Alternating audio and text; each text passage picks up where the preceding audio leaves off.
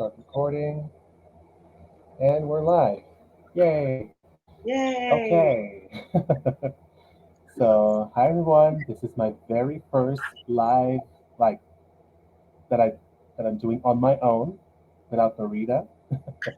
Yay! So, this is John from the Astro, and yeah, I'm gonna do Tabitha's birth chart today. So this will give you another example of a chart reading. By the way, Tabitha's is Phoebe's sister. Yep. So for everyone who's been looking at the channel for a while, you'll hmm recognize Phoebe. And she was my first example of a birth chart reading. hmm So yeah, this is my second, and I'm very hmm excited. I'm pretty excited too because you know Phoebe's chart and now you're going to know my chart. And I feel like it's interesting to know about sisters. Yeah, Yeah. yeah, definitely. And I'm hmm already seeing patterns. That's really interesting. Is it? I'm so pumped to know Yeah. about this. I had a psychic um, talk with me, a tarot reader, and she said a lot of stuff about Phoebe and me. So I'm really excited to see wow. hmm what you're going to Let's say. see. I'm gonna try sharing that one, and I can do this. Yay! Working. You can see it. Yeah. Okay. So, let's do the boring stuff first.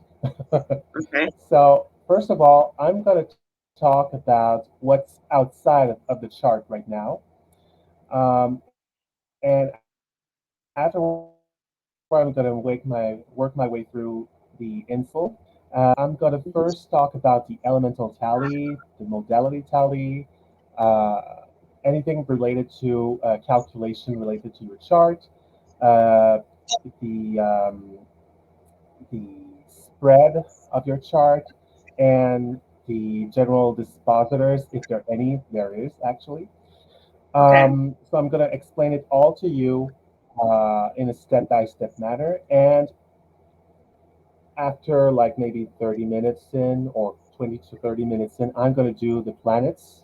So the sun, Okay. moon, Mercury, etc. in signs and houses, especially for the latter ones, that'll be only houses because they're generational Okay. planets. Okay, so first of all, and feel free to look at the screen over there with my little green circles over there to highlight what I'm talking, what's what I'm talking about. And hmm also feel free to just interject if you don't understand something. So yeah, that's pretty much it. Okay. So this is what we call the elemental tally here. hmm Um, Now it's every sign that you see here is connected to an element. The hmm element is what I would call them as fields of perception. What are we attuned to naturally? So you got fire, earth, air, and water. hmm So you definitely got a strong a strong tally here for water. There's a strong emphasis for water signs. If you there, you got Scorpio, and you are Pisces, by the way. So this is definitely emphasized in your chart that you are very sensitive and you are very attuned to what is under the appearances, under the physical reality. So you're very um, yeah, you're very perceptive, I would say, of others' emotional expression, hidden meanings, um, and you've got natural like psychic antennas, to say the least, definitely. And this is highlighted in other things in your chart. So definitely, you've got an emphasis on that element. You are almost overemphasized. but there's this is the dominant elemental one. Yeah, so you're at the I would say you're at the brink here of being like overly stimulated by the water element, but you're kind of counterbalanced by if I show you the air over there and the earth. So those are pretty average, I would say, but Okay. the real lack here is in the fire element department. Definitely here. So One. fire is all about what motivates us, what brings us energy to fulfill our physical and this is the element that gets us alive in life. This gets us Mm-hmm. riled up, getting to fight, getting to bring, uh, getting to get into like vitality that bring us vitality. So having a lack of fire energy in your chart may be conductive to someone that is a little bit less, I would say, um, naturally motivated, or Mm. someone that lacks a bit of like energy to just go do things and go set their goals into motion. Mm.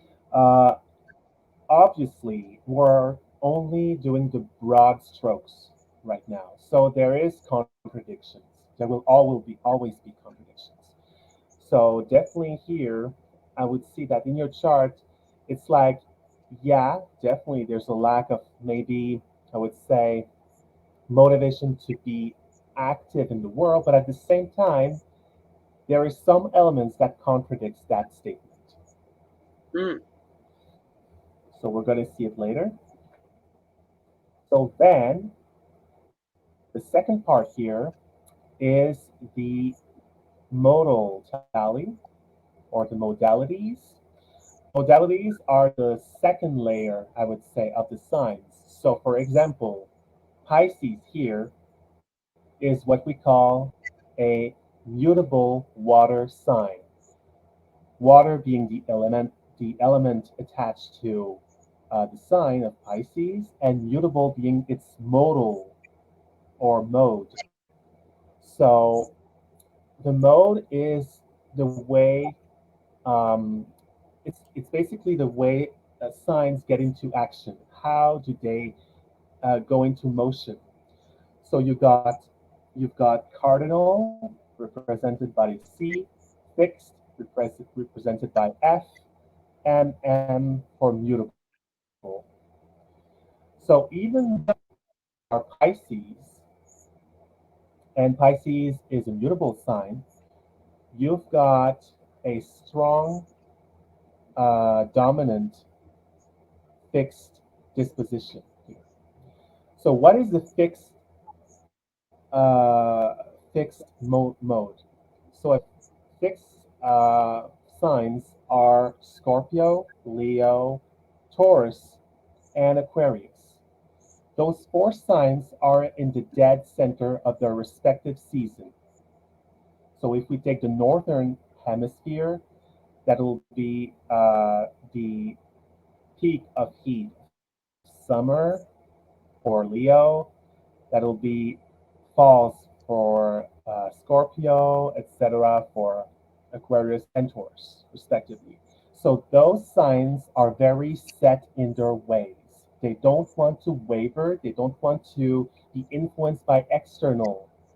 Um, yeah, they don't want to be, I would say, coerced by other Mm. people, especially when it's done in a way that they don't anticipate things. They Mm-hmm. want to be very, uh, very deep and very strong energy. So any of those signs, and you've got a very strong influence of,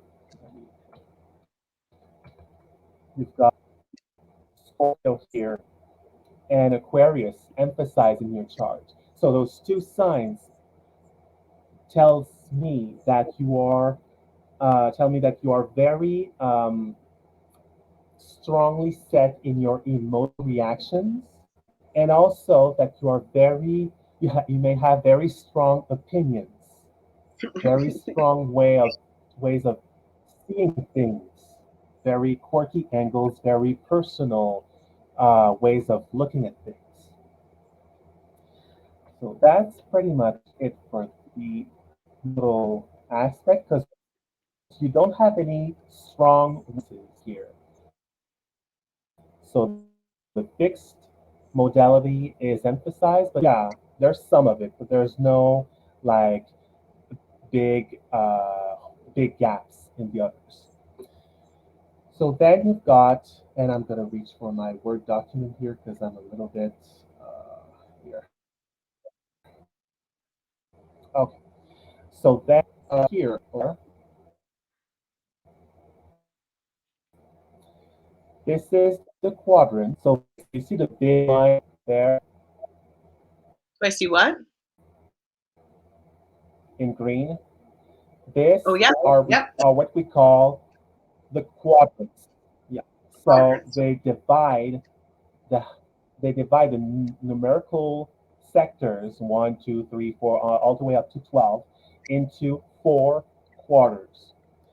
And basically, it refers to if you have a dominant quarter or dominant hemisphere, it means Mhm. that you are overly emphasized in one side of your life. Because the Gotcha. numerical uh, areas over there are called houses, astrological houses, and they are the areas of life that we tend to act out our planets. Got you. So, if I look at the chart over there in the bottom left, it's the little circle over there, you've got pretty much all three out of four quarters that are pretty well spread out.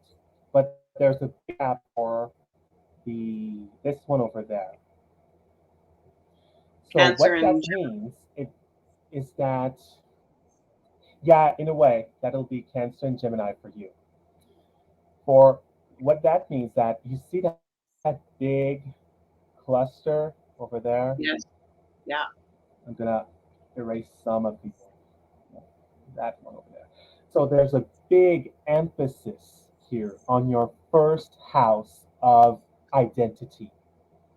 So there's a very strong need for you to be, in a way, to appear on the move and to appear, in a way, true to yourself. Very strong here. And there's this, yeah, definitely, there's a strong need to appear that you want things to be done in like a bit of like my way in in opposition of the others way. You're very a safe self-made woman in a way that is emphasized here. So yeah, that's pretty much it for that segment. Then you've got what I call your chart pattern over there. The bundle pattern. So that's pretty yeah, the bundle pattern. So it's pretty self-explanatory to be honest, because bundle pattern is when all the planets are gathered in a bundle in your chart. You see that all your planets are literally inside like about 120 degrees apart. So they're not spread out. They're not like everywhere. They're really concentrated here. So Mm. that emphasizes what I've told you before regarding your self-made person, your my way kind of disposition.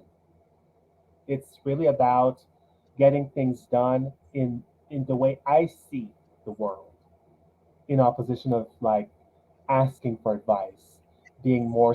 I don't want to say that word, but submissive, or I would say like agreeing to other people's views and okay, I'll go along. It's like, no, I want to see it more my way. So yeah, and the fact that the bundle patterns also indicates that you can miss out on the other side, the other points of views. being so Mm, overly focused on some kind of like very narrow minded view sometimes. So it's your natural instinct is to be very like decisive in a way that your planet are arranged in your chart. So very like Scorpio, Sagittarius, Capricorn, Aquarius, and Pisces. And the other signs are like less of a concern. And the other houses, the other empty houses, are like, that's none of my business. That's not important. You see what I'm saying? mm-hmm. Okay. So finally, the last of the first part of that interpretation here is your chain of dispositor. This is it over there. So basically, each sign are associated with a planetary ruler. The planetary ruler is what, well, basically rules over the sign. So, for example, the main ruler of Pisces is Neptune. So, if I want to look at where is the planets over there, you see that you've got two planets here in Pisces. Mm-hmm. I want to know where is Neptune located because Neptune's going to have a direct influence onto this. So Neptune is over there. So that's what I did right here. So I said, okay, this is the sun and this is Mercury. Those are the planets in where is Neptune's at? So Neptune is the sign of Capricorn. So and I followed along all the way through the true what I call dispositor, meaning is there a planet here that is in its own sign, its own ruling sign? So I searched.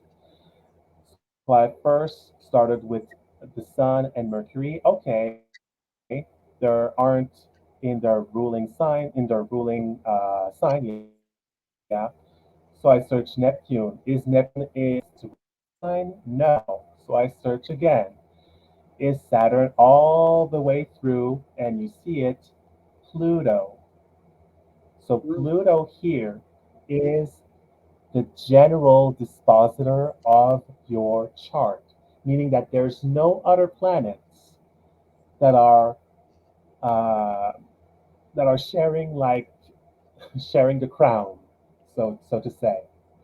mm, So Pluto's energy will be extremely important in your life. Pluto deals with exploring hidden or mysterious phenomenon in your life that can be linked to taboos or criminal activities or everything that deals with the unseen and like disowned facts of life, what is considered like icky or difficult to like um, for most people to bear in a way. So there will be a natural interest, and when there's a planet over there that is so potent, so powerful in your chart, in a chart like that, because people can have like one dispositor, no dispositor, everything. For mhm, example, Phoebe, she doesn't have any dispositor in her chart. It's a mm. circle. For your chart, there's definitely one, and it's Pluto. So Pluto is going to be very important in your life. When you've Okay. got a planet like that, it means that you may even orient your career in some kind of like Plutonian like area. So you may be interested in criminology, psychology, sexology, finances, etc., etc. So you may just want to search for meaning in your life constantly, and also your life will be dealt heavily with maintaining personal power. And on the others who may want to You cut want out there. You cut out. What did you say? After maintaining personal power? yeah, you may want to deal with you may have to deal with people that want to augment, celebrate, or even quash your power in your life. And that is a reoccurring pattern over there. Because Pluto is really leading here. So people who will try to either celebrate me, squash me, or what? While impede on your power. So you may be sensitive on people maybe have this kind of power play with you. And Pluto's energy is very hidden. It's not overt usually. It's everything that is underground, the underbelly, the yeah, the hidden aspects of a situation, conversation, or relationship. All right. Mysterious. Definitely. Oh yeah, definitely. And the mysteries of life are paramount to your understanding of yourself and of the world in general. Yeah.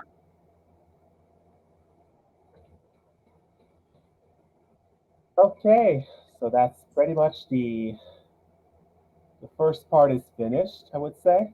Definitely the tallies and the patterns, everything is finished for that side.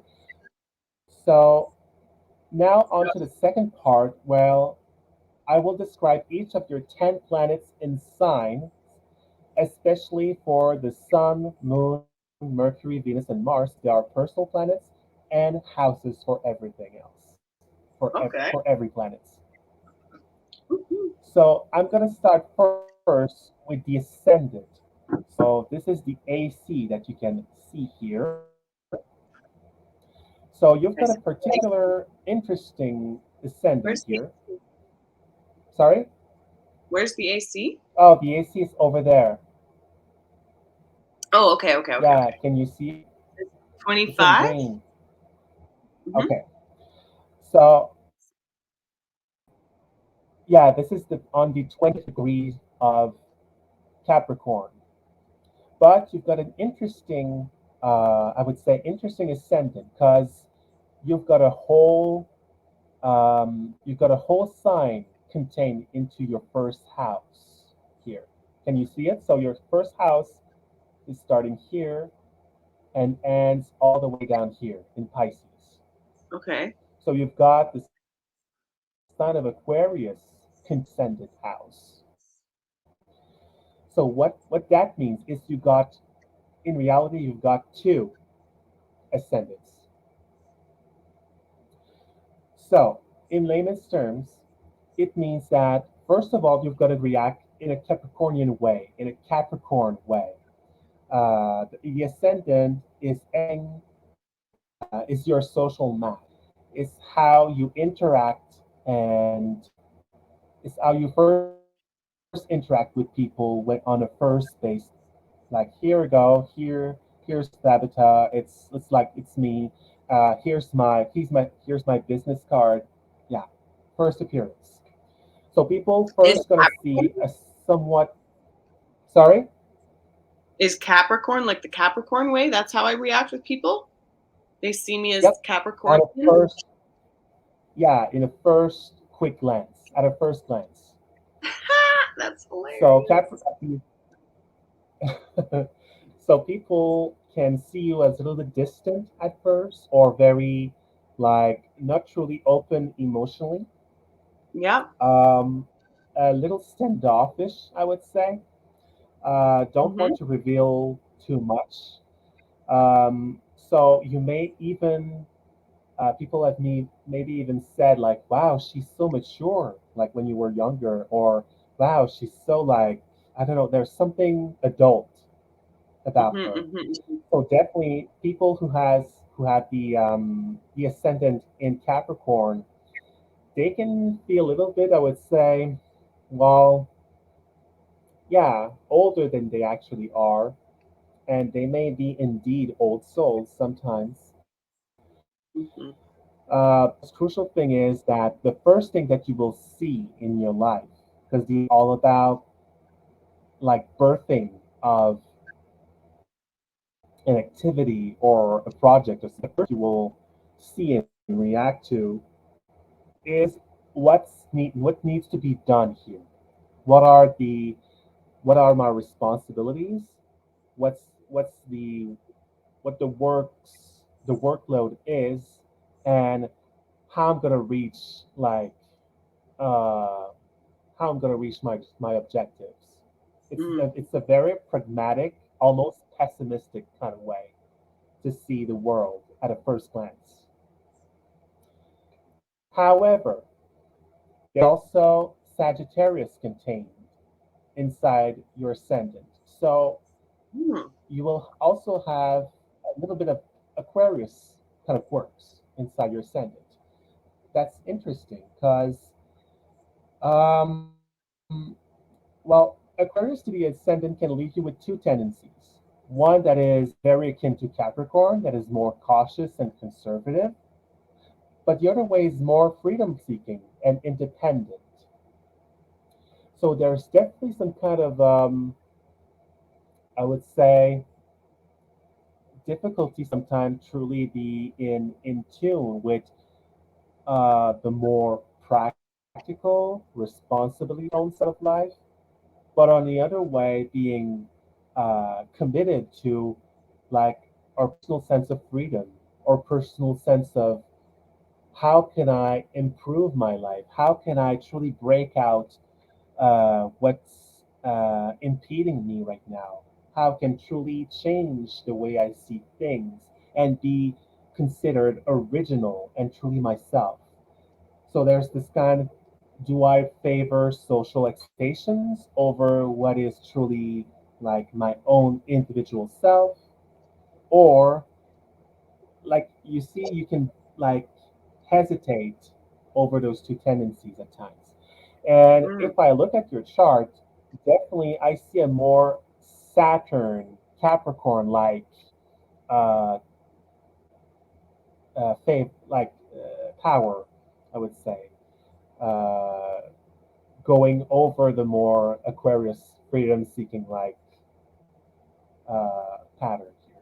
So there will be definitely more I would say, a strong need to be responsible and viewed as such. Like I'm responsible, I can do my own thing, and I can be dependable. There's a strong need to appear as dependable in some sort, or not a leader, but a builder. Sorry, a builder. Someone to take uh, a project to its very end, to its completion. That's the ideal here. Okay, so I'm going to erase those and go to the sun now. So you've got, like I said before, and you probably know, the sun in Pisces. Mm-hmm. So the sun represents your identity, how you want to, it's how you can shine through your work, through just the state of being. What can you identify as? So it's your ego also. So interestingly, the sun in Pisces is not a very easy place at first because Great. I would say that you may have a tendency, especially early on in life, to it's hard to individuate and truly have a sense of identity for everyone, of course, but especially for a sun in Pisces, to be truly connected with your sense of like being and knowing your true mission and like being no, I will prefer to be I'll prefer to do my own way and to shine through my own accomplishment. This can be difficult first because Pisces is all about the collective. especially the collective unconscious and the emotional reality that society abides on. So it's very difficult for Sun in Pisces to truly shine, especially if they think they can get away with being too self centered. Mm. This Sun into be, in a way, accomplished through being giving and being other oriented. So, yeah, that can be a little bit difficult at first because people take advantage of lots of Pisces Oh, you're in cutting this out way. really bad.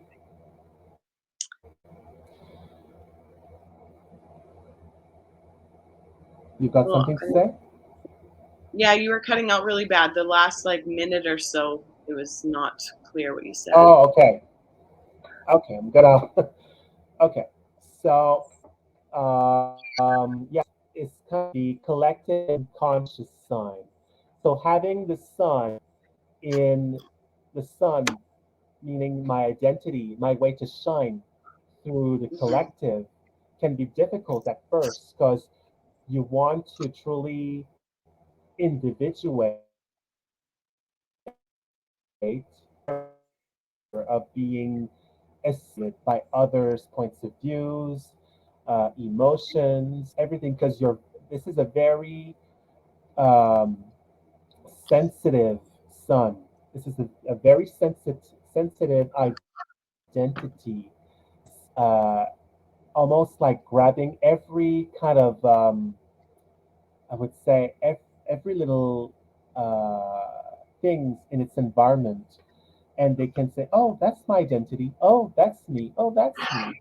So it's kind of Mm. hard to individuate as a person at first when you've got the sun in Pisces. You do have some aspects in your chart, some kind of elements in your chart that say no, you want to be more in like more of an individual and you want to fight for it in a way. But at the same time, the sun in Pisces shines best when it's for the good of the people. So to be more giving and selfless.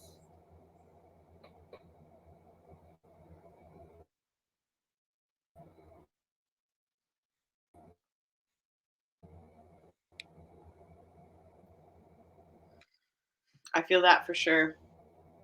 Shining best when it's for the people. It feels that. The house, the sun. Sorry, No, that's okay. You were just cutting out. is it Keep going okay? though. Yep, yep, you're fine. Okay, okay. So you've got the sun in the first house over there. So that's a very contradicting position here with what I stated before of being some kind of having difficulty individuating because you have been confronted by your individuality, being your true person, having to be who am I, who I want to be out of life very early on in life, in a way. Hmm. Because the sun in the first house, um, it's like you want to be very noticeable at first. You want to be noticed. You want to be known for something, definitely here. Um, and you want to have this kind of presence. People who have the sun in the first house usually display some kind of aura around them naturally. That they even if they want to be more introverted or hidden in life, well, it's kind of hard for them to truly be undercover here because their identity is like out in the open.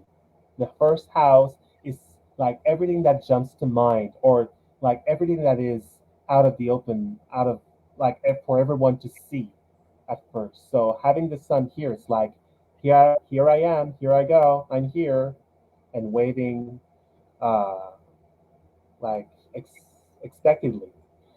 So definitely here, there's this kind of people who may have attached or labeled you early on in life as someone who either is empathetic or someone who can rescue or help people in some kind of ways, or like being really this kind of overall sensitive person.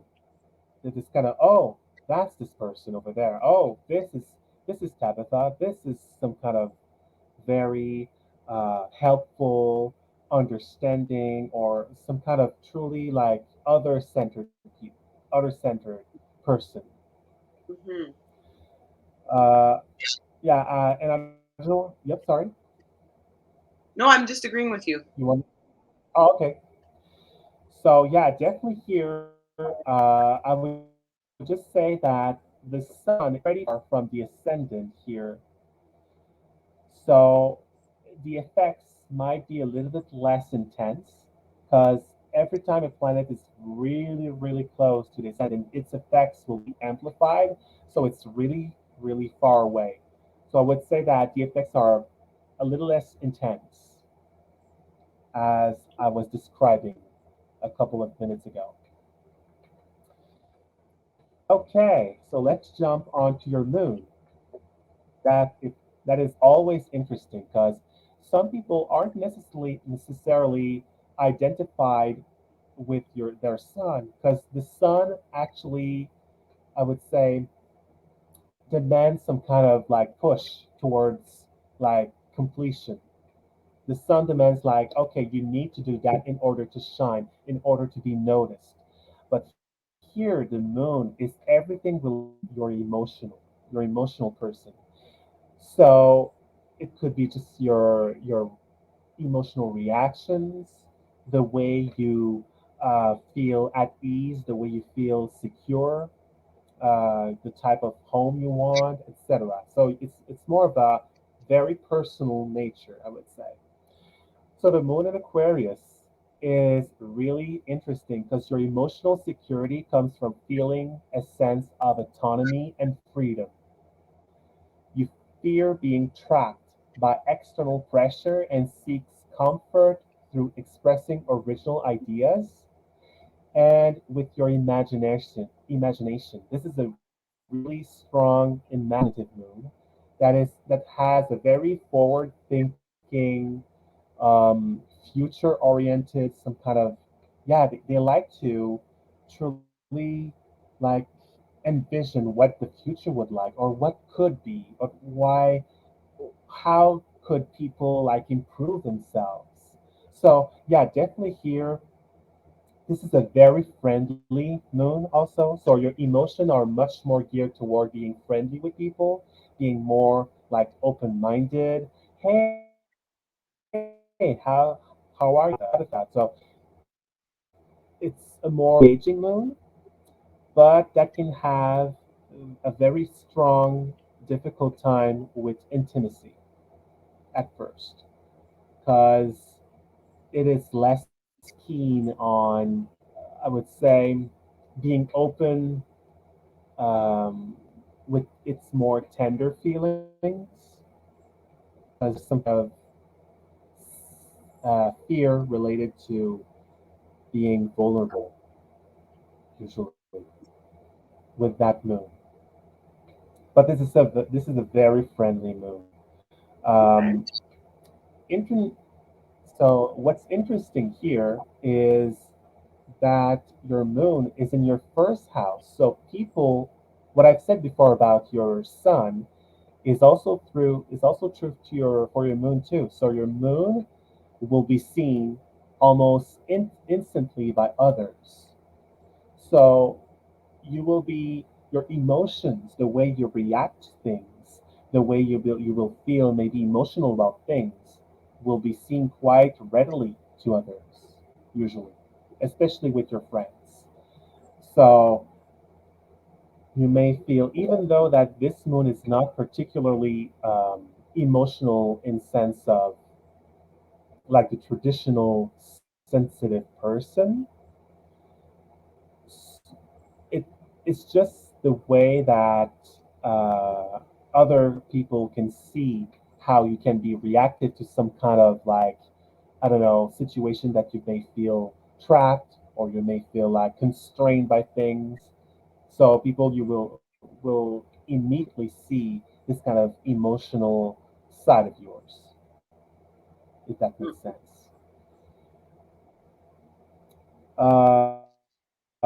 Yeah, so you've got a very strong um, that is also extremely, I would say, um, extremely great at sniffing out what is making people, almost making people tick in a way, or making people, oh, why is this person reacting that way? And why is this? So there's a real interest in seeing what makes people like being uneasy, or what makes people this way or that way. There's a very strong interest in that. Yeah, and I would say also that the relationship with the mother or the nurturing parent, but that's usually the mother, can be a little bit conflictual here because there's some kind of uneasiness at times the way you can perceive or you have perceived your mother in a way that is truly open, that the emotional nurturing might have been compromised or might have been seen as more friendly than actually motherly in sometimes, in some ways. So that's pretty much it for the moon. So let's look now at Mercury in Pisces. So Mercury is all about how we process information. Mercury stands for what is of interest, what is how we talk about things, what kind of specific topics we're interested in, and yeah, definitely it's more of a mental planet, more of a more standing about communication. So having Mercury in the sign of Pisces, like your sun, makes you very emotional, and especially when you communicate, you may have some kind of very some kind of emotional flair about what you say, and you may also reflect, easily reflect what the emotions of your peer, especially when they are talking or communicating to you. So you can be truly empathetic, and you are very, very keen on understanding, again, understanding what makes this person uh, feel that way, especially feel a particular emotion.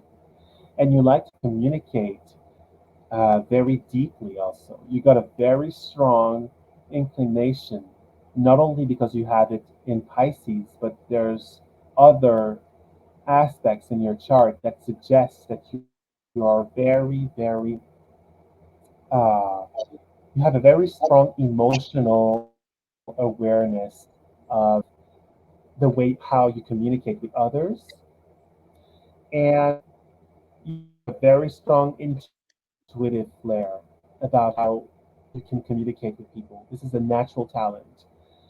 So the way you speak might be a little bit unclear sometimes, or you may want to the way people might see it can be sometimes less tangible, but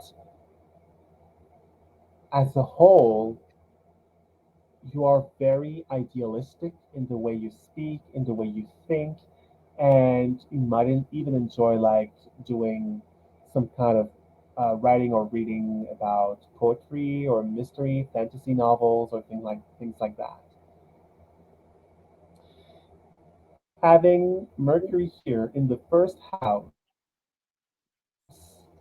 means that you can be very perceiving or someone that is interested in sharing, communicating with others. Again, this is in your first house. So, as with your moon, your sun, it's going to be like right off the bat what people see about you. So, you've got a very strong and complex persona, I would say. So, people will see a lot of emotional intrigue, but also some presence about you. Definitely here. Okay, so let's go into Venus here. Ooh, Venus. Venus is all about, yeah. So Venus is all about how you bond with others and with things, how you attract people, and how you, like, I would say, become attracted to others. So it's all about attracting what you want out of life and being attached to things and others. So Venus in Aquarius is really fun to have because this is a very free spirited lover or some kind of people free thinking. Uh, this is definitely someone who wants to don't have too much regulation barriers in love usually, and they want first of all to look for a friend in relationships, and this is confirmed in your chart with something else. So you want to have a partner who is really good at understanding your mind, complex mind. You love to share, and um, you love to converse about different ideas and have friendly discussions, conversation, even debates at times. But there is a strong need to have complicity, to have ooh, some kind of natural, amicable ways of seeing things in a way that is, in a way that friends would do, even in a relationship. So, and also you love things that can be a little bit forward thinking. You may just prefer things that can be like, oh, this is interesting. This is not conventional. Um, you can be seduced or seduce people by being original, thought provoking, and just intellectual, the way you present yourself, especially having it again in the first house. This is your last planet here in your first house. But yeah, definitely people would see how you can be a little bit attractive. So having Venus, I'm going to segue into your first house here. So you can be very charming and agreeable with people in general, especially upon meeting them. What people first notice about you is your smile, your politeness, and your ability to relate to them. So, and I want to emphasize that this is your first planet that people see chronologically in your first house. So this will be emphasized compared to the others. So what people will see first is, yeah, you can be a little bit, sometimes a little bit standoffish, like your Capricorn is your ascendant. Your ascendant is in Capricorn. So you may be a little bit like distant, but if you dig a little deeper, you're approachable. You, like, yeah, you can be idealistic, you can be really pleasing, and yeah, and enjoy a good conversation. So, at first glance, you may be a little bit, people can see you as cold, but they don't have a lot to dig through in order to see your more friendly nature, I would say. Um, I've added that you may also compensate uh, a lack of self esteem sometimes for others' good graces. Because there is a pretty strong aspects about Saturn and Venus here. They can impede on being this kind of assertive person.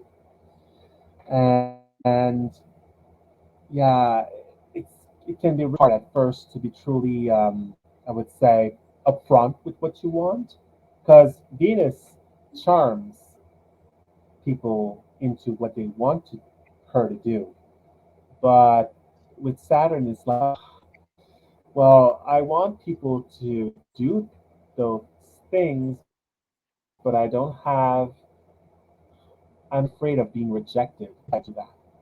So there's this kind of like, I'm going to refrain from being, um, from stating what I want uh, in opposition, and I'm going to be more, uh, I would say, people pleasing at first, or like agreeable. I will emphasize this part.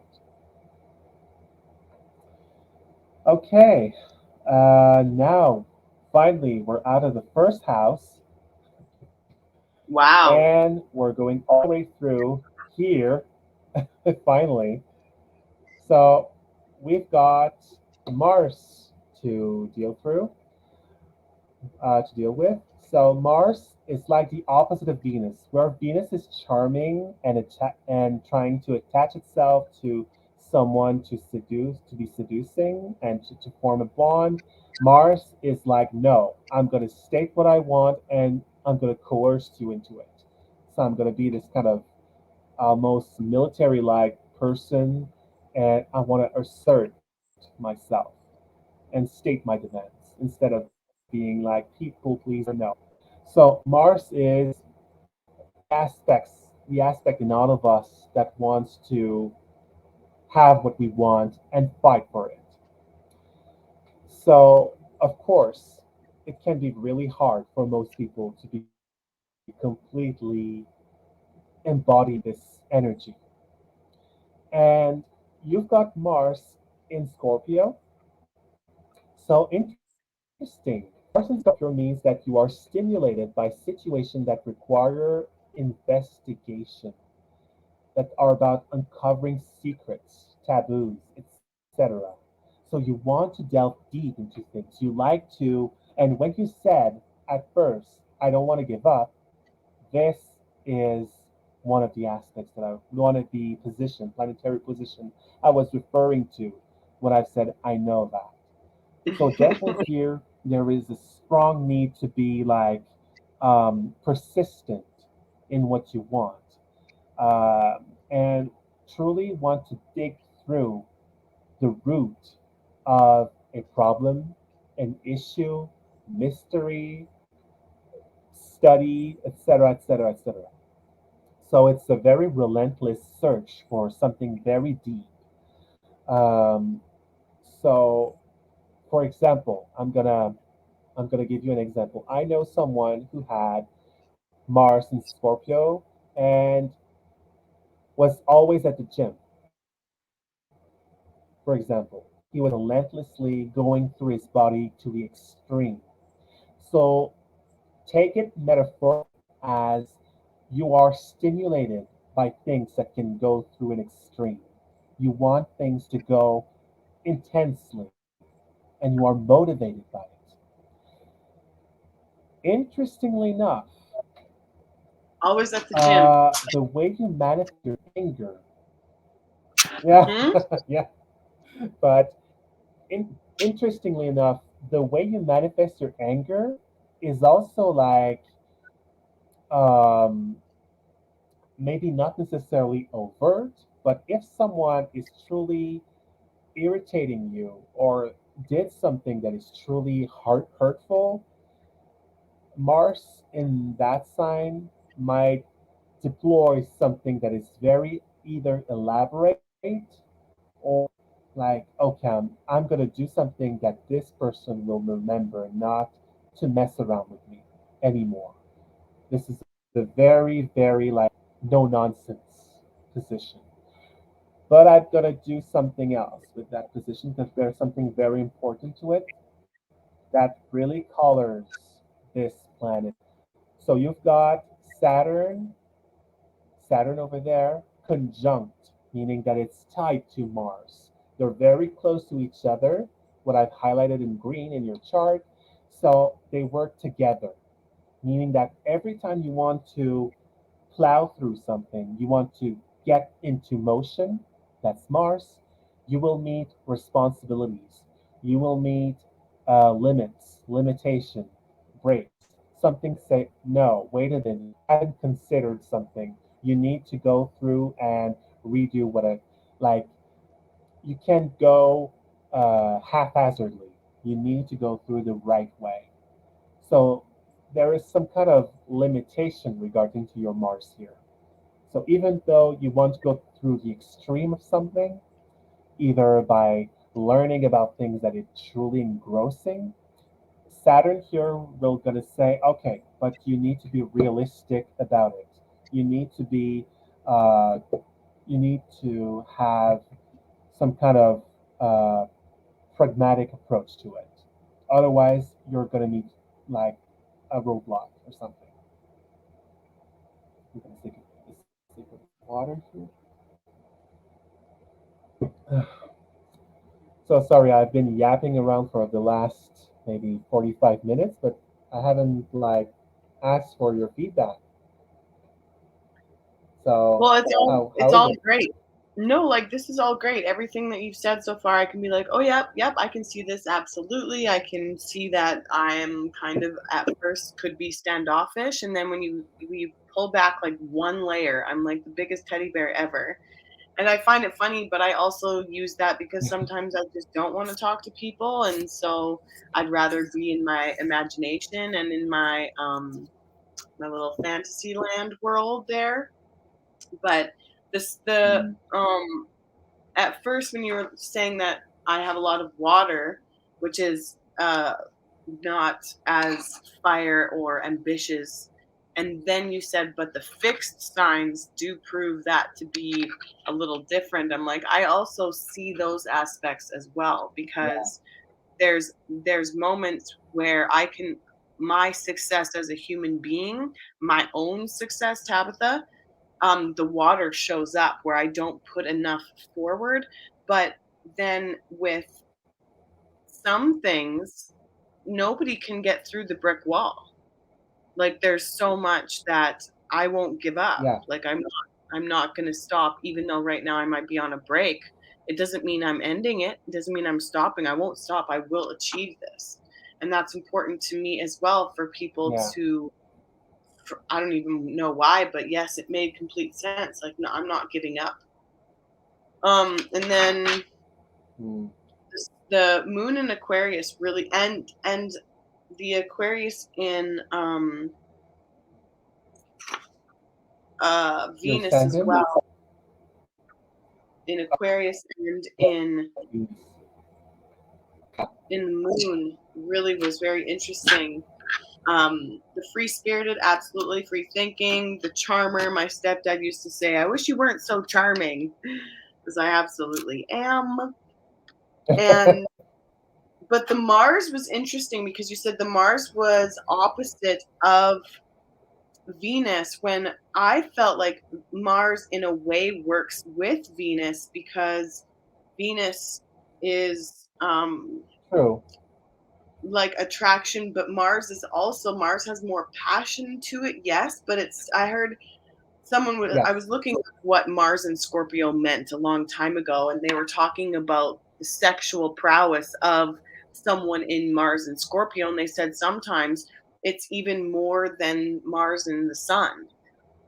And then, so that's very interesting. Also, going to how, like, Mm. my first house has 4 planets in it. That's so interesting. And it's so I interesting. Like, have know. you ever seen a chart like this before? Uh, yes, but they're not particularly common, I would say. This is not necessarily really common, but yeah, it happens. So, is But there having anything like like four planets in me? one house, yeah. Sorry, Like, what does that even can mean? you repeat that? Sorry. Like, what does that mean? Having Like, four planets? why, yeah, what is there, like, am I some hidden, uh, monk from, like, past lives that has been I don't know, like, what is that? There has to be a reason why my chart's like that, an Well, first of anomaly. all, having four planets in one house means that this area of life is emphasized. There's definitely energy and work that needs to be done in this area of life. So the way I see the first house is the way you define your own path in life, the way you seek to initiate projects, the way you want to establish yourself. Okay, how can I present myself? How can I, um, like, it's a very interesting house because other houses, the third, the fourth, etc., they're really more, I would say, practical. The second house is the house of money. The third house Mhm, is the house of brothers, sisters, immediate environment, learning.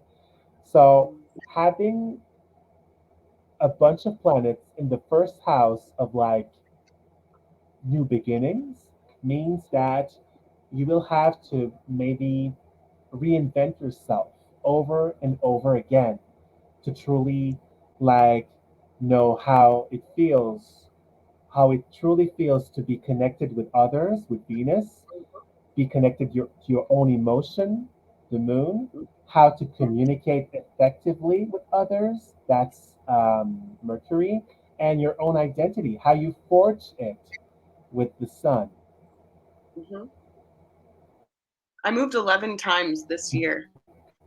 So yeah, I want to go back to Mars.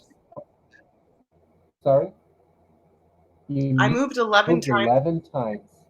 Yeah, so that when you said new beginnings and you wanna keep reinventing yourself, I was like, "Oh, nail, head, you just hit that." Mm, But yeah, now I'm yeah, interested. definitely, Okay, what and else? it's Keep going, keep going. yeah, okay. Because to be fair, uh, a birth chart analysis could be like about 4 hours, 5 hours. If I had time, I would do it like forever. But of course, you need to cut the fat because there's so much to discuss about. Yeah. It's so Mhm, much, and I'm looking at the mhm, time. I was like, oh my god. But at the same time, this is so fascinating. Every chart is like a new discovery for me. So that's why I'm always engrossed into looking at how every pattern is interlocked with some kind of aspect, some kind of planet. So yeah, mhm. definitely. So I want to go back to your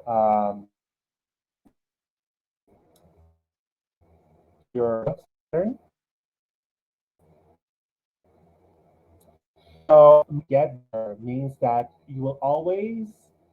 It's like going with a car on a highway and having like both the foot on the like yeah on the brake and on the gas pedal.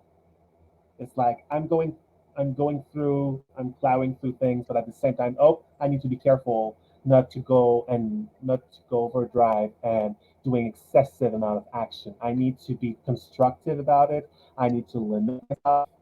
It's like a limitation, but also very like purposeful, like being oriented, but with a purpose. I don't know if it rings true to it. For what? This is for what? Well, do you identify with being some kind of very strong? I would say you want to have this action-oriented nature, but also at the same time, you're like, no, I need to be careful. I need to put my life into order. To some kind of like pragmatic blueprint so I don't want to wander off aimlessly. I need some kind of structure in order to feel like, okay, I've got it. I can move on. Yeah, that's what everybody always tells me to do, so I have tried to do that, and I think I've been successful at it so far, but there's definitely times where it's just like, what have I stopped myself from doing because I've done that? because I've tried to have order. Like it gets boring, and then I'm mm, like, no, I don't want to do this anymore, and you start freaking out, and then yeah, all chaos breaks loose. yeah, yeah, definitely. Because I would say that Saturn in your chart is very strong too, because it's the ruler of your It is. ascendant. So it's like your glasses you've been putting on every time you've been acting something. It's a Mm, very like, okay, I need to be careful. I need to be pragmatic. I need to be realistic about it. mm, So yeah, it's not an easy placement, but it's a very constructing, like in nature. okay. Uh, okay, gonna continue forward. So Mars in your ninth house. So the ninth Nice. house is all about our beliefs, where we orient ourselves in life, and everything pertaining to our approach, especially through spirituality, religion. So, yeah, your attitude towards those topics can be quite opinionated, as you can feel compelled to defend your views on said topics. So, yeah, with Mars here, and especially with Saturn right next to it, there's a strong need to be like, okay, no, I need to forge my own way of thinking about spirituality and the way I can forge my own identity through um, my own beliefs, so I can put them into practice. So it's like a no nonsense position here, definitely. So it's not, you're kind of skeptical at first with like things that can be a little bit too wishy-washy, like woo-woo stuff that don't have any practical basis, especially with Saturn right here. And Mars is like, okay, what can I do concretely with that? What can I do with that knowledge? Because with Mars in the ninth house, you can be ravenously like learning about things, doing things. Um, like you may have an urge to travel, or maybe like attract foreign men in your life. Like there's a really strong need to be like on the go, and yeah, definitely with Mars, they can be like an explorer type of individual here. I want to see the world. But here again with Mars, I'm gonna skip Jupiter here and go straight to Mars here because like those are like intertwined. So I cannot speak about like Mars without Saturn here. So Saturn represents our fear or limitation, the way we some kind of squeeze to feel alive. It's like karma, Oh, that whole bit got cut off. because events will. Oh, sorry. So Saturn is all about bringing on events in our lives that will test our sense of discipline and responsibility. It's a very pragmatic planet, so it can test us out to see if like, have you learned your lesson? Last time you tried to, I don't know, like last time you tried to invest into like crypto, you didn't like you didn't like seek the advice of experts, the expertise of experts, and you like it crashed and you lose like tons of money. So are you gonna be more careful right now? And so you Mm, see how Saturns operate. So Saturn in your ninth house means that you can seek you'll find limitation and hardships throughout higher knowledge, spirituality, and travel. So again, it's like Saturn early on in life, you may have a family that had entrusted you with a conservative or religious or moral background. Uh, it's like there was this kind of conservative values that may have been entrusted to you, or you might have feel that there was some kind of strong beliefs. that run or that ran in your immediate circle that was kind of limiting. Um, your relationship with God or spirituality may be some kind of like, oh, if I do something out of line, I'll definitely be punished or like there will be consequences. I got that position too, and that's not an easy one. Mm-mm. Um, you can either have an avoidant or overly compensating approach to higher learning, higher education in general.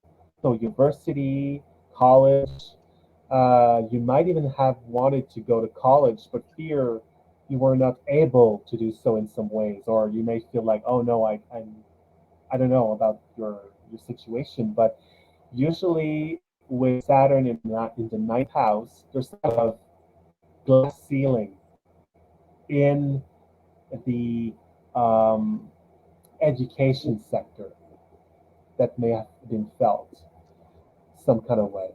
Or it could also mean that this person wants to be like really pragmatic and wants to have like, I don't know, for some people maybe going through hard science, like go through a major like in chemistry or something like that, physics, something that really is pragmatic and tested tested through. Yeah, so definitely here. Um, but at the same time, you have a very persevering and obstinate mind, like I've said before, because of your Mars here also. So you can plow through obstacle to reach your goals. Um, you might want to travel, of course, but Saturn here's you may feel limited, like, oh my God, I'm gonna have to do like expenses. I'm gonna do okay. How much is realistic? So for every travel project or every like long distance travel that you may want to do, there will be some kind of okay. Let's see the limitations first, or let's see the fear that comes up. So yeah, definitely, this is a very interesting position here. Okay, with that, oh, I'm gonna go back to Jupiter, and Jupiter is in Capricorn in the 12th house. So Jupiter in that house, Jupiter is all about how we expand our mind and how we can find our own guidance through life. Feel elated, feel this sense of bliss that can like almost feel comforting, and like protective, protecting. So it's kind of the opposite of Saturn. Saturn brings hardships, brings some kind of like no nonsense, and being very practical.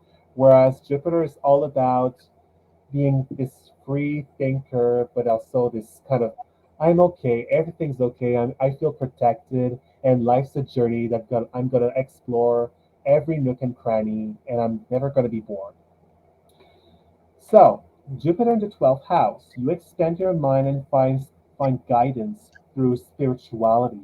And actually, here, because you've got a conjunction here with Neptune, you've got a conjunction here with Neptune that further emphasize your need for spirituality through guidance. You feel that you you feel that finding meaning you may find sorry I'm going to rephrase that sorry you find meaning to your life through existential pain, sorrows, and can even spin those events into positive thinking, into like, oh, I felt sad or distraught during those times. It helped me to go through those events, and I find something like truly magical, truly insightful afterwards. You may find bounty, creation, solitude. confinement, and personal retreat. You may be miraculously saved from hardships or find guidance through them. Here, because yeah, some 12th house is some kind of this house of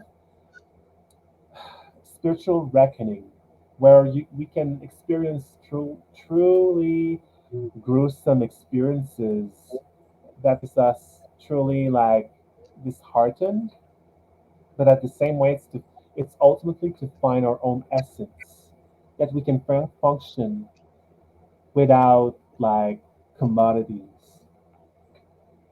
So definitely here it can be hard, especially with Jupiter and Neptune here, to limit yourself with learning about or experiencing spirituality, as you can overindulge um, like in either learning about spirituality or even substances that can bring you closer to the spirit world.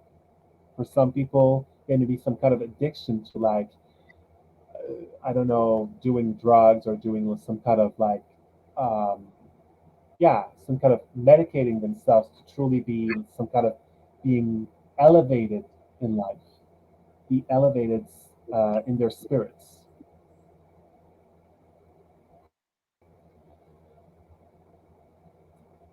You've got, let's go through Uranus now.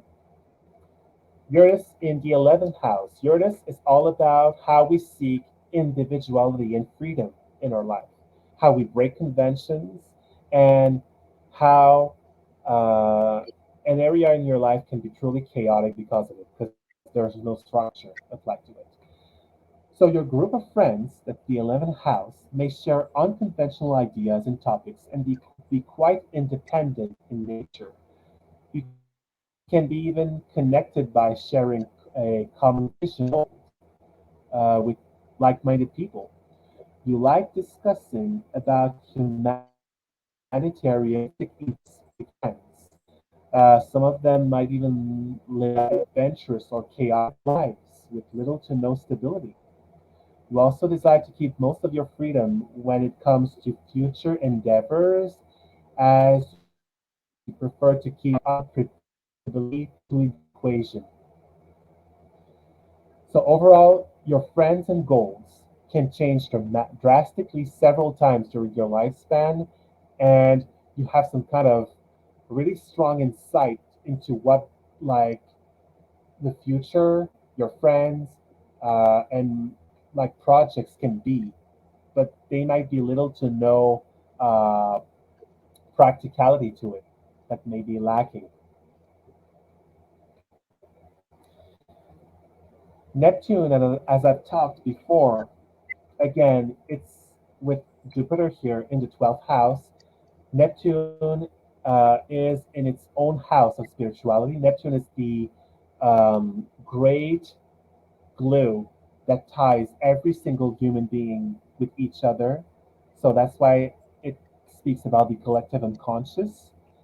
It's the great mystifier, meaning that it can bring lots of love, lots of bliss, but at the same time can bring out lots of toxicity and self deception. Mm. So Neptune in the 12th house, you are exceptionally sensitive to societal undercurrents and mutations, and can be even prophetic in that matter, especially because you've got a connection with Mercury in Pisces, the sign of spirituality. So again, it kind of amplified that idea here. You may even have access to residual memory and talents from your past lives that you can use right now in this lifetime. You can also lose control of your unconscious quite easily and suffer from not being able to harness it at will. There's this kind of very permeable, porous kind of quality to this position. It's kind of hard to grasp. Spirituality is everywhere, but at the same time, you may have like psychic talents. You may have very strong intuition, but with Neptune in the 12th house, it's like almost like smoke. You cannot truly grasp it. It's kind of hard to truly harness it at will.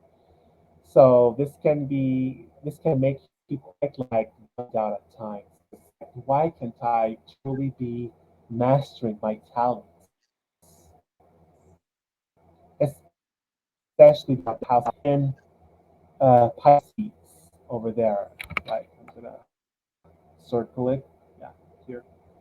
So again, it amplifies your need to tap into your talents that you've got plenty of it. You've got a plenty of like medium like talents.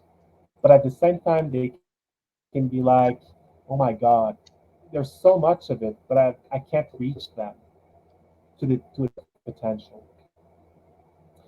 Um, Also, you may have one foot in reality and one in the spirit world. Can be hard to distinguish between the two of them at sometimes. Can be extremely tempting with this planetary placement to escape responsibilities from reality by merging with the unseen realm. And it can quickly become addictive. With the Sun, Mercury in Pisces, and Jupiter in the 12th, there's some kind of thrill, almost like second nature of going through this kind of being intense, um, this journey, this spiritual journey is very tempting and very like a second skin. Like, yeah, definitely it's me. I can do it, whatever. But at the same time, there's this conflict with you, with Saturn here. Remember what I've said about Saturn, this being like, okay, you need to be pragmatic about it. You need to be realistic. So there's this kind of dichotomy here. You want to be spiritual, you want to be connected with the spirit world, but at the same time, you need to be like, okay, let's make something tangible out of it. You don't, so it's kind of a tug of war between those two energies. Mm, Uh, Finally, it can also be easy to become dissatisfied with the ugliness in the world and feeling unable to solve it. mm, Finally, the last planetary placement is Pluto. Remember Pluto? Your general dispositor, your very strong yes. planet, speaking about the mysteries of life, the depth. So you seek answers with Pluto in the ninth house. The ninth house, like I said, of like seeking answers with the spirituality, higher learning. So you seek answers by delving deep into the mysteries of life. You seek the ultimate truth here, solving the most complex philosophical puzzles life has given you. You need to be careful not to become dogmatic or overly obsessed in your quest to find answers, since those can crumble right in front of you. Right when you thought you might have like understood something, some like life can throw you a curveball and say, no, that wasn't the right answer. Look deeper, look another way, because Pluto's tendency is to be obsessed with something and to narrow things down to a point, to a needle, to a thread. So it can lead, I would say, in breadth of meaning. So they can be overly fixated on something. Uh, this with this placements, I would say this is less. I would say this is less. Um, how can I phrase it? This is less intense. This is less extreme here, but you may be prone to be radical in your thought processes. That and can be hard to swallow for the common folk. You may have like really radical ideas popping inside your head, and like, oh my God, that would be it. That would solve life's problem to things. But like for the most common folks out there, I mean, whoa, this is kind of a strange idea in a way. But I would say that this is less.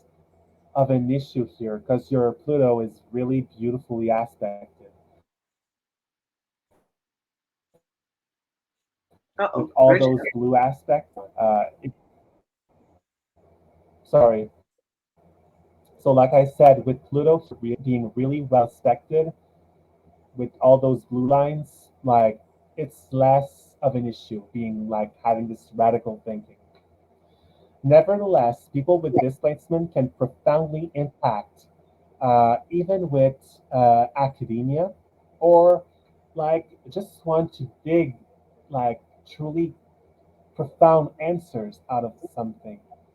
They they want to have like this kind of really unique answer into a problem, into an issue, especially societal issues. And finally, this may lead to being some kind of either or atheist because God is like, I don't want I don't want to be like this kind of person that goes through a traditional uh, point of view. I want to look for something truly uncommon here within the realm of spirituality. So yeah, definitely, um, there is a they may be a natural inclination here to have particular views about religion, higher education, and travel in general. So More yeah, travel. that's pretty much it. Wow, there's a lot of travel. That was a really big Yeah. theme throughout this whole thing was travel. Mhm. You mentioned before about money, but that would be in the Jupiter planet, correct? Uh, well, Jupiter is indirectly influenced ruler that is ruling over money, being Neptune. Neptune is rules over your second house of money. Okay. So I would say that in your chart, money might be some kind of either miraculously there or sometimes lacking. Like it's kind of hard to grasp at times, especially Because there's nothing having there. rules like, oh, I got lots of in the house of money. You mean? Yeah, Yeah, like it in the doesn't house of like money. But when there's nothing in one house, well, I mean, you can also try more. Um, how can I phrase it? You can also look for the ruler of additional meaning. So if I don't have anything in your second house, okay, where is the ruler of the second house? The house is Pisces. So Pisces' natural ruler is Neptune. Neptune, therefore, represents money in my chart. So Neptune means that you may have a hard time grasp on your personal finances sometimes. So there's okay. kind of either you have lots of money or you like money is like free flowing. It's like it's hard to get a good grasp on. Okay, I've got like a stable amount of influx of money. You see my gist? All right. Did I That answer your makes question? yes, I was curious about that. And then quickly, the other thing I'm super curious about because everything else is spot on is just Phoebe and I and like any quick Thank you. things you can say about us because that's I was so excited about that. Okay. Well, I can see if I erase those. So when I look for a brother or sister in a chart, I can see the third house over there that represents brothers and sisters.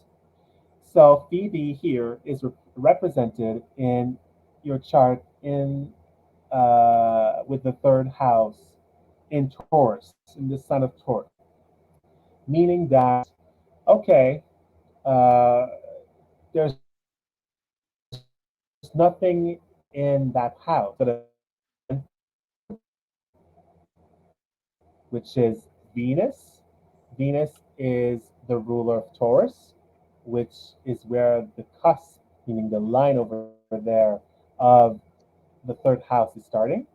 So Venus rules over my brothers and sisters. So Phoebe. So Phoebe Mm, here is represented by being having a strong connection with you, definitely, because there is. Remember what I said about Venus? Venus is all about our bonds, our linked, how we want to be bonded. So there's a very strong, friendly relationship that you have with your sister, definitely, mm. without a doubt. You may have seen your sister as some kind of almost like, I would say, almost like it's like another part of me. It's like a twin in a way. Um, and you might have seen also, you might have perceived her eccentric side, her original side. She may have been like this kind of, whoa, she's more out there. And she's more like, wow, it's kind of like, especially having Uranus over there. So yeah, definitely there's a kind of a strong flair about that sister of yours, and yeah, definitely she's very seen as friendly. There's a strong connection here, but at the same time, there's this kind of hmm, uh, enmities. I don't know how it's if it's the right word, but there's this kind of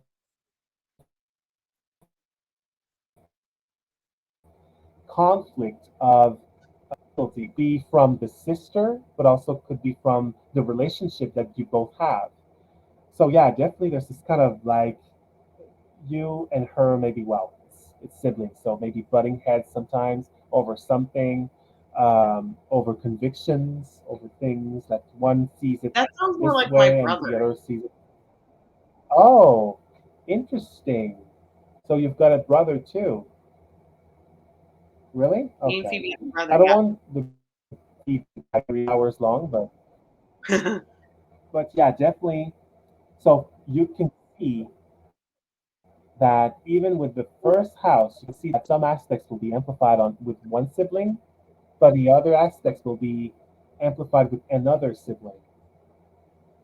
Let's just keep it at that way, because yeah, it could be more complex than that. Oh, yeah. Yeah, Chris and I, we butt heads tons and we have very opposite opinions, but it's almost like the way that we speak about them is different, but the opinions are the same. So we argue over like how we're explaining it, but it's growing in a Mm, really great way now. But me and Phoebe, there's magic there for sure. Like it's so magical that like all the other stuff yeah. you're like, oh, there could be this. I'm like, that's Chris 100%. Phoebe and I, magic. Mm, yeah. And there's this kind of great minds encounters and great mind things alike with your with your with your placement over there. Yeah, definitely. But there's Hmm. definitely you see your sister as being this kind of eccentric, original person that has really a wild style of like doing, thinking, yeah, and can be a role model in a way. Yes.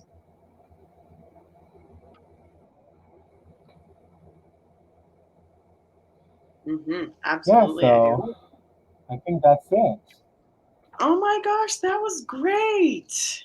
You know what? My favorite part is just Thank learning you. about what the houses mean and what the planets of like my planets in those houses, what those mean too. Like the ninth house being what's the ninth house about? I wrote it down, but I don't know where I put it. Ninth house. Oh, Pluto's right. Pluto's in my ninth house, which is my general dispositor. That's like super cool stuff to know. I would strongly Yeah. recommend Uh, anybody doing it if they can. so do you want me to turn off the live? Because we can talk further ahead if you want. Sure, sure. Yeah, yeah, for sure. Because End the it video is in already like an hour and a half. So okay. okay, sure. So yeah, that was my. So for those who's listening, who will be listening, so that was my my interpretation of Tabitha's birth chart. So if you want to have your own chart analyzed by me, hit me up. The link of my email will be in the description. So here we go. See you, and I wish you a stellar day. Bye. Bye.